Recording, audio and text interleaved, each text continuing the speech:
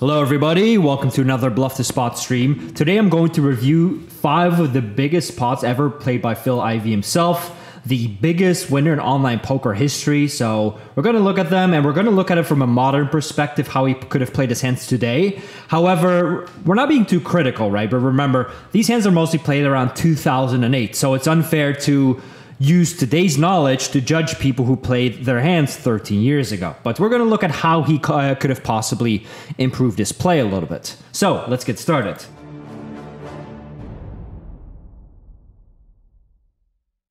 So back in the day, everybody would use a 3x open raise size or even 3.5x. Nowadays, I don't like that as much anymore. The reason is that you don't want to build a pot too much when you're potentially out of position. Lars Luzak is going to be 3-betting Dirk quite aggressively here, and you'll just be in a big pot out of position, deep stacked, and that's not where you want to be, right? You don't want to be getting barreled off on with a capped range. Patrick Antonius flats a small blind. Again, something you don't really see too much anymore. Most people tend to play a 3-better fold strategy, which is generally what I recommend. Now, if there's, let's say, antes out there, or let's say Phil Ivey were a big fish, which he is clearly not, then maybe you can say, hey, I flat here in order to, let's say, keep the fish in the pot, or because I'm getting such great odds. But in a non-ante game, I don't think it makes sense to flat here, especially versus such a big raise size. So, Phil Ivey squeezes here, which he should be doing pretty aggressively. Sizing is a bit too small. I mean, it should be somewhere like in the 14 range probably, maybe even in like the 15 range. And so, unsurprisingly, Dwan and Antonius both call. I suspect their ranges will be too wide here. If you're Phil Ivey and you see this board, if you had a hand like kings or queens, you're pretty happy, right? So you would expect Patrick Antonius to mostly 3-bet pocket tens pre-flop. You would expect yourself to 3-bet tens as well. 4s and 6s you should be a bit concerned about. I could definitely see Patrick having those hands. I can see Dwan having all of the sets himself. And so Phil goes for a big bet here. He's basically trying to pressure a lot of one-pair hands like pocket 8s, 10-9 suited, king 10 suited, pressure hands like 8-7 suited, which is an open-ender right now. And Dirk calls. All right. Wow. And now Patrick ends up shoving here, and you've got to be extremely concerned here if you have a hand like kings or queens, right? I mean, it's difficult to be shoving here. Is Patrick just shoving with 9-8 suited with the pure gut shot? Is he shoving here with queen jack suited with the backdoor flush draw when your opponent can easily just call you with a much better hand? That's a tough one to pull off, right? So I could see maybe 7-5 suited being a poor pre-flop call, but one that Patrick does have here. Remember, back in the day, people played differently pre-flop.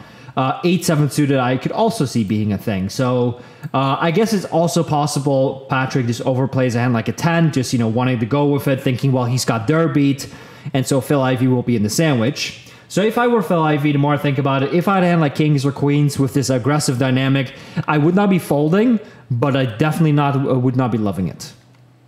At least 2 pair, you know, 6s and 4s, 10s and 6s, 10s and 4s, those are quite unlikely, right? You're mostly concerned about a set, in which case Patrick would have 90% equity. But Patrick will have enough weaker value hands and overplays, maybe a couple bluffs to make this a call. Pretty innocent run out. And Patrick does have 7-5 suited. I swear I didn't look at this hand before. I don't really like his pre-flop call. Calling the squeeze is whatever. It's way too loose of a play. And Phil Ivey has pocket jacks. So yeah, jacks, queens, kings, same type of thing, right? Patrick can never really have queens or kings or aces. So it doesn't matter too much if you have jacks or queens or kings or aces yourself. You just have an overpair, right? So if Patrick has a hand like this, well, you have the same equity with aces roughly as with jacks. Almost the same, actually. So pretty nice hand here by Phil. I like the fact that he did not fold. So the fact that he has 2 jacks in his hand makes it more likely that Dwan or Patrick maybe had a hand like king 10, ace 10 to fast play. So overall, I think Phil's play was pretty good. He could have squeezed a little bit bigger. He could have perhaps bet a little bit smaller on the flop, but overall, getting it in with an overpair is a very strong play. And Patrick's play, I would say, is much worse. His play was far, far too loose. So interesting first hand. 501k heads up, and Patrick uses a 3x open raise size, which when you're playing deep stack makes a lot more sense than when you're playing short stacked. However, I do think it's a bit too large of a sizing. Phil Ivey goes for a 9 big blind 3-bet. That's frankly too small of a 3-bet. So Patrick Antonius is going to be calling a lot more 3-bets here, given the fact that he's basically getting like a $3,000 discount. King 7 deuce is a great board for Phil. Phil is going to have ace king, but Patrick won't. Phil's going to have pocket kings, but Patrick won't, right? Phil's going to have pocket 7s, but Patrick will have those as well. Phil Ivey will not 3-bet pocket deuces, I assume, but Patrick will call pocket deuces. So Patrick will have a decent amount of good hands himself, but Phil is still quite a bit ahead on this board. And so he goes for a big bet. Most people nowadays would elect to bet smaller here with a wider range. If you bet so large, almost 3/4 pot, you definitely cannot be betting your full range. So you'd have to have a significant amount of checks in your range. But this is before Pile Solver, so we cannot expect people to be betting like a third of the pot. So I'm not sure if Phil Ivey would bet pocket queens for this sizing on the flop, so that doesn't really help him. To be fair, Patrick Antonius doesn't have pocket queens. He would have 4-bet, right? So Phil does have hands like ace king and king queen that are still looking really good. So Phil unsurprisingly goes for a big bet here and gets called. River 7 should not matter that much. It's possible that Patrick Antonius had, let's say, a 7 and a flush draw, let's say 7-6 of clubs, and that now makes trips. It's possible he made a, just like a stubborn call with a hand like ace 7 suited, right? Thinking I block aces, I block ace king, I unblock the draws. So it's not a great card for Phil, but it's not like a bad card. So if he's repping ace king plus, I think he can still go ahead and shove here. He actually does go for the check. Interesting. Patrick chips here. Now you got to think, man, what is Patrick bluffing with, right? Heart draws, like a hand like jack 10 of hearts would make a lot of sense. Is he turning like a pair into a bluff here, like ace deuce of clubs somehow? Did he just double float a hand like ace 10 ace jack here? Does he just have like a really random fuck you hand, right? Can he maybe is he shoving any king here because the king does not play anymore, right? Because of the queen. So, and Patrick doesn't have ace king. So Phil's probably thinking, man, what is he repping at this point? And Patrick has the 5-6 of hearts. Okay. And Phil has ace queen suited. All right. So pretty sweet looking call. Phil 3-bets 5-6 ace queen offsuit, 100% 3-bet. I mean, you have a top few percent hand and versus, let's say, an 80% opening range. Easy 3-bet, easy call by Patrick as well. So I like their plays. I mean, you bet this hand on the flop. It's whatever, right? Nowadays you bet smaller, but I can understand. Patrick just called with the flush draw. I don't really like a raise here. Getting shoved on, having a 6-high flush draw would be a disaster. You don't block any good pairs or anything. So I'm fine with just calling. And now the turn gets a lot more interesting than the flop. I mean, Phil could definitely go ahead and just check here. The idea of checking in this spot for him is that once he gets called on turn, a significant portion of Patrick's calling range is a king, right? And you're doing very poorly against a king. So Phil must be thinking, well, I'm still going to get called by a lot of weaker queens, a lot of weaker pairs, flush draws, etc. So I think this value is a little bit thin. So unless he thinks that Patrick just doesn't like to fold, he could actually just check here. Well, Patrick actually does call with a questionable hand, right? So yes, he's getting decent odds in position. The problem is that his flush draws are not always live because, I mean, first off, Phil has one of his outs, right? The queen of hearts, but also Phil could just be barreling a hand like jack 10 of hearts. So even if you hit your flush, you still get stacked. So I'd probably like to see Patrick just fold here unless he thinks he can just run Phil over on later streets, which he clearly was not able to do. I do think he should just fold the turn. It feels kind of gross, but I do think you should just fold. And then on the river, I mean, Patrick absolutely has to bluff this river, right? Absolutely has to. I mean, he's got 6 high. Maybe Phil has a hand like 10-9 suited and he's giving up. It would be disaster if Phil were to win here with 10-9, right? So you absolutely have to shove here. Phil's going to just snap fold some bad hands. He's going to, sometimes fold a hand like this, I hope. So easy shove by Patrick. I'll give Phil I'll give him an 8 out of 10. I'm not sure about the turn call, the turn bet, but I do like the river call. I don't mind it at least. Patrick's play is just a bit too loose by calling the turn. On the river, absolutely has to bluff. So I'll give him a 6.5. Yeah, even back then, right? I'm trying to give him a bit of slack as to what they could have done back then, right? Not knowing about Pio 1/3 C bets and whatever. So good play by Phil. Again, a little bit loose for my liking by Patrick. Phil Ivey, our hero today, raises to 3x. Again, I would not use that sizing, but it's not something we can really critique too harshly. So we've got our El Mariachi macho, who is a big fish by all accounts. So if you say, hey, this guy is so rich, he's a billionaire, right? Guy La Liberté, so owner of Cirque du Soleil. If you say, hey, this guy called 6 foot off on the button, and no matter if I raise 2.2 or 3x, go bigger, right? Milk this guy. So 3x can be a good strategy, especially in a spot like this where our opponents may be playing way too many hands. Call by Dur as well.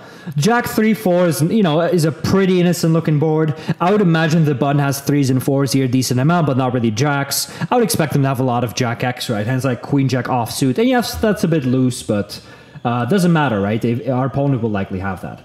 So I don't like Dur's lead here. I don't think Dur really has any good hands that others do not. So I think Dur should just be checking with his full range here. Now, if the board's something like Deuce 3-4, maybe you want to do it, but not on a board like this. So Phil Ivey does call. He's not going to be doing a lot of raising here. He wants to keep El Mariachi in the pot as well.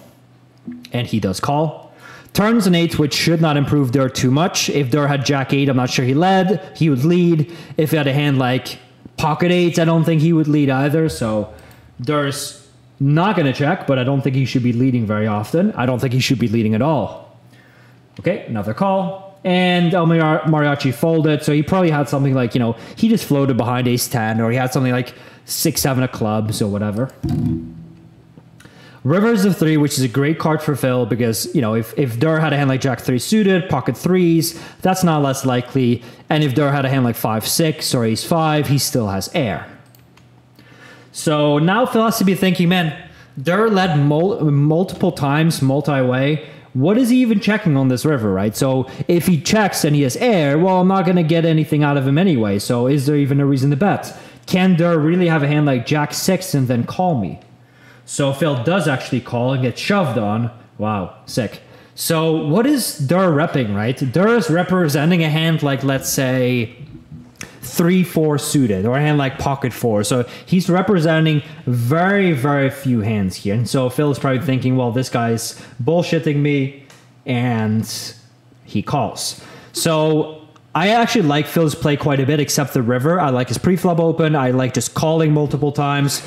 But on the river, unless you think Dur is going to be way out of line, which he damn well is, right? He is really out of line here. I don't really like the bet. If you get check raise on, it's a bit of a disaster, and I don't think Dur is going to be check calling many hands, if any. So not a big fan of this one. So I like every play except for the river, and I do like the call. So I'll give Phil an 8.5 out of 10. Dur's play is pretty damn awful. I would say I'll give him a 2.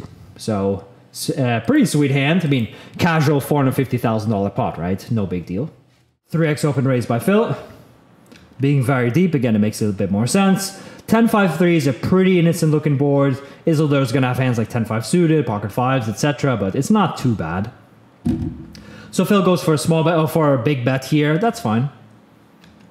Turn to 7, which improves both players quite a bit. I could see, especially Phil, having 6-4 off sometimes. I don't really think Isildur would defend 6-3 offsuit or 6-4 offsuit against a 3x raise, but maybe he does. So Phil Ivey goes for a big bet again, getting value with a polarized range, which is fine by me. Rivers a 5, and this definitely changes things. Isildur's far more likely to have a 5, like a lone 5 than Phil Ivey. At the same time, Ivey's more likely to have good flushes here, or full houses. And now Isildur ships here. I mean, he's representing nothing here. I would call almost every hand here. He's representing nothing. Wow, he actually somehow does have it. Okay, I mean, what is Isildur repping? You think, right? What is he repping? So he has ace-4 suited, which he should probably 3-bet a decent amount. But okay, he doesn't always. But he cannot have a 5 plus hearts. The only thing he can really have is like a 10 plus a flush draw. But if he had a hand like ace-10 of hearts, he would always 3-bet. So he's representing like 10-6 of hearts. But you cannot check raise so huge with a 10-eye flush on a paired board, right? So this is the only hand he's repping, like ace-deuce of hearts or ace-4 of hearts. Maybe like ace-6 of hearts. So he's representing the ace-eye flush. And then he can still lose sometimes. So yeah, he's representing very few hands. And when he check raises this large, he's often just going to get called by better hands, right? By full houses. So I'm not a big fan of Isildur's play right here, unless he believes that Phil Ivey is going to be calling a significant amount of worse hands versus even this large raise. So Isildur has one of his few value hands. I mean, I guess he could have had like 5-7 himself, but he called a 3x raise, right? He doesn't have 5-7 off. So yeah, sure, maybe he was repping 5-7 suited. Maybe he didn't always check raise 3s on the flop. But back then, I don't think anybody would have slow played 3s anyway. So yeah, bit of a cooler here. Isildur made the pot a little bit too large, but at the same time, I mean, he did have an ace-high flush. He also didn't block the lower flush, so it's okay.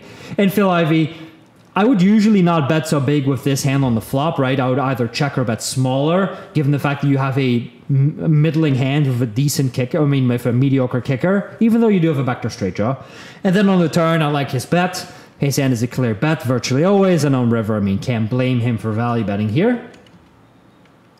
What an ugly card, right? This is the worst card in the deck for Isildur, so, and he lost the maximum. So, nice hand. I like Phil's play. I'm not a big fan of the flop, but it's fine, right? Again, this hand was played like 12 years ago, and turn the river is absolutely fine. And I don't mind Isildur's play, although I definitely think he could have 3-bet pre-flop or maybe not raised all in on the river. Phil Ivey raises 3x in cutoff, standard back then. King of cards was, what's his name? Tom Marchese, I think. Yeah. Martinez is a guy, I don't know who he is actually. Patrick Antonius is a legend. Poker Bluff's not sure. And the Ashman was, his name was like the Ashton or something. I don't know. Before my time. Anyway, 3x in the defend. Jack 4-3 is a pretty dry board, so you can generally see bet on the smaller side and quite wide. So here you really see the difference between, let's say, an old school play and then like a more new school pile solver play, where you would use, let's say, a third pot sizing or even smaller potentially. Patrick doesn't give a shit about the big bet. He goes for the check raise, so his range is going to be quite strong here. Phil's main play is going to be a call. 5 definitely changes things. I mean, I could see Patrick having check raise hand like 6-7 or 5 deuce or ace 5 or ace, you know, all that type of stuff. Maybe even a hand like 4-5 suited. And Phil Ivey could have a lot of those same hands as well, right? Obviously only suited. So Patrick's saying, I don't want to make the pot too big, but I'm pretty happy on this card, so whatever. River 7 definitely changes things. I could see Phil Ivey having a hand like 6s or a hand like, you know, 6-5 suited, for instance. I could see Patrick having check raise and not gotten there with a 6 as well. So Patrick goes for a full pot bet, which is effectively an all-in here. Phil Ivey needs to be right about 30% of the time. And so he calls. Patrick actually has ace-8.